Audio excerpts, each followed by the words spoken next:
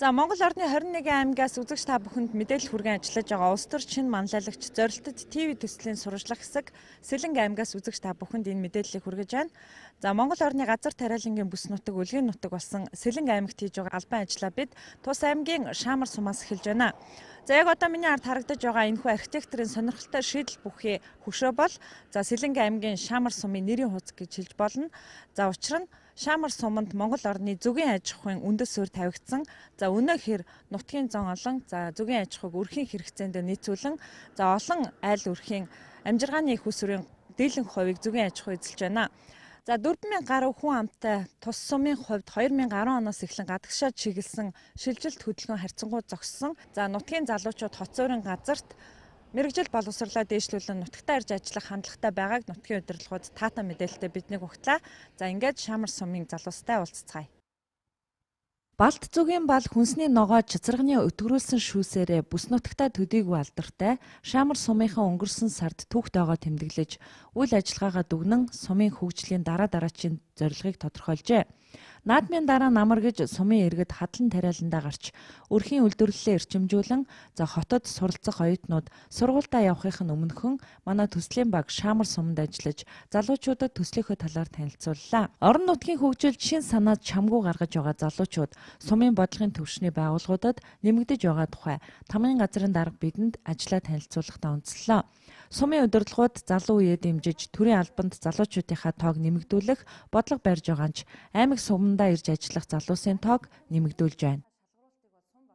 Намаа ган жаргал гэдэг энэ сургуулийн нийгмийн ажилтнууд хийдэг. Тэгээд одоо нэгдэх жилийн ажил яг сургуулаа төгсөөд яг сумандаа ирсэн.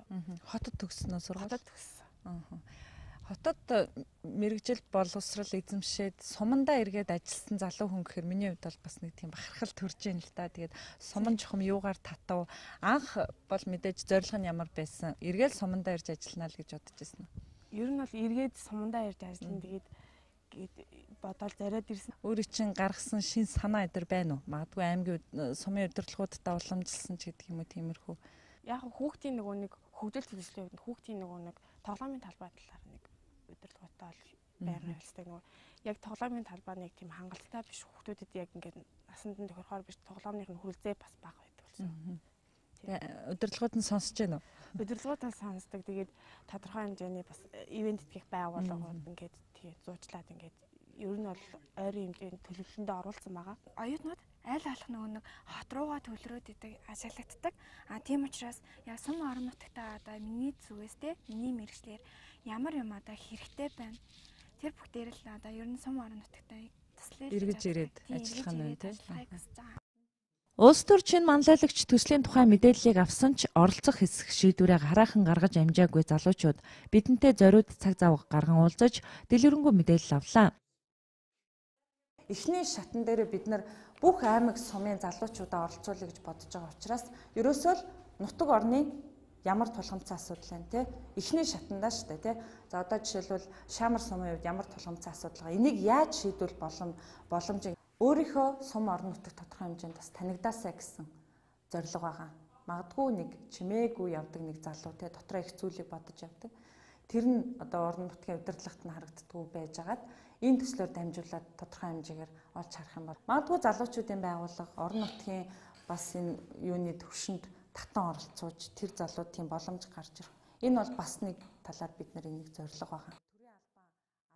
Төслийн шагналын сангаас илүүтэй жил орчмын хугацаанд улс төр нийгэм эдийн засгийн нэгэн том сургуульд суралцаж зорилго тэмүүлэл нэгтэй залуустайгаа мэдлэг боловсрал ур чадвараар өрсөлдөх нь илүү үнцэнтэй санагдаж байгаагач бидэнтэй хуваалцаж байлаа. Өрхийн аж ахуйдаа гар бие оролцож байгаа залуучуудынхаа төлөөлөлтөд зориуд цаг зав гарган ярилцсанаа үзэгч та бүхэнд хүргэе.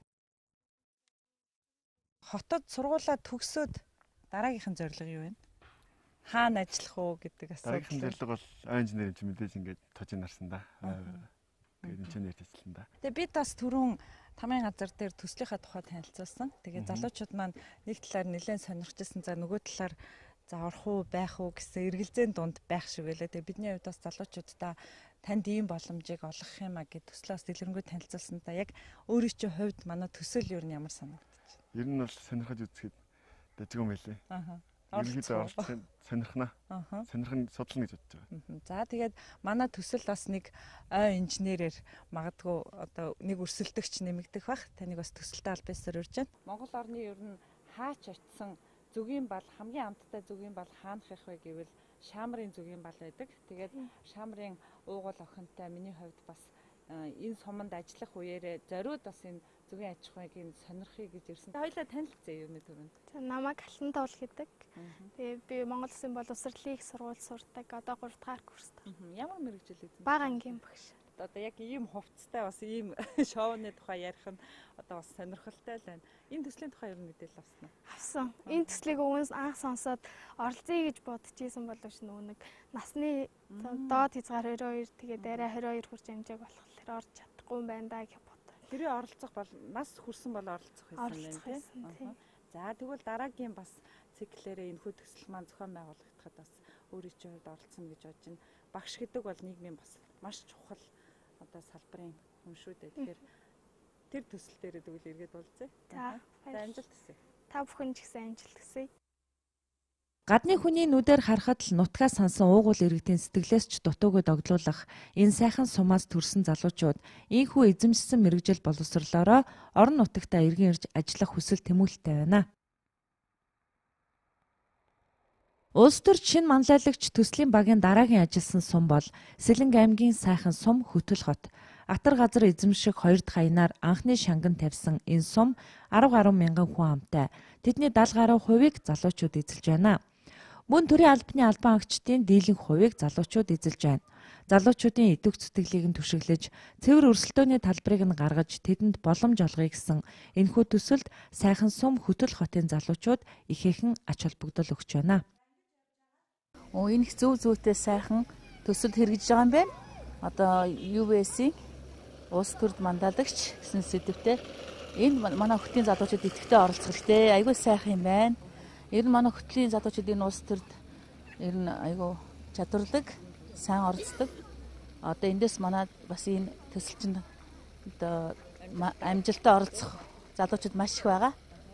Тэгээд залуучуудыг би энэ гоё төсөлд бүгдээрээ идэвхтэй оролцож эсээгээ сайхан бичээд шалгараасаа гэж би хүсэж байна. За та өөрийнхөө эргэн тойрны залуучуудад бас манай төслийн тухай ярьж өгөөрэй. Тэгэлгүй яхаа би өөрөө сая суулаа сонслоо ерөнхийдөө бүгдийг мэдлээ.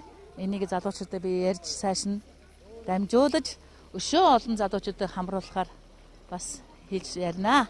Залуучууд мад ингээд өөрсдийнхөө санаа бодлыг илэрхийлээ. Тэрэн дундаас нь үр дүнгийг хараад залуучууд буцаад өөрсдөө сум орон нутгийн төлөөгөө Монгол Улсын хөгжил цэцэглэлтийн тодорхой хэмжээгээр нөлөөлөхөөс одоо тийм илүү үр дүнтэй эсээ явуулах байх гэж бодож байна. Хоол үр дүн нь энэ юм байна. Тэгэхээр бас манай хөтлийн залуучуудаас энэхүү үйл ажиллагаанд төсөлд идэвхтэй оролцсон байхаа гэж бодож байна. Таны хувьд ер нь оролцох уу? Шийдвэр гарсан уу? Миний хувьд бол тодорхой хэмжээгээр өөрийнхөө бас санаа бодлыг илэрхийлэхэд бол оролцсон. Би бол ингэж ойлгоод байгаа шүү дээ.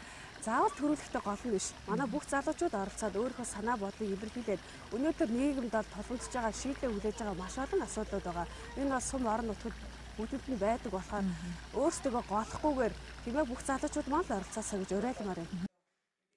Шинээр сэтгэж бодит байдлыг өөр нүдээр харж хөгжилд хувь нэмрээ оруулж чадах залуучуудаа боломж олгосон улс төр шинэ манлайлагч төслийн бүртгэл эд явагдаж байгаа энэ үед бид орон нутгийн залуучуудтайгаа уулзаж ярилцсан тэдний санаа бодлыг сонсч явна. Оролцох хэсгээ шийдэж ядаж байсан бол бидэнтэй уулзаад төслийн талаар санаа бодлоо солилцсон өөрийгөө сориод нэг үзнэ гэсэн шийдэлтэй үлдлээ.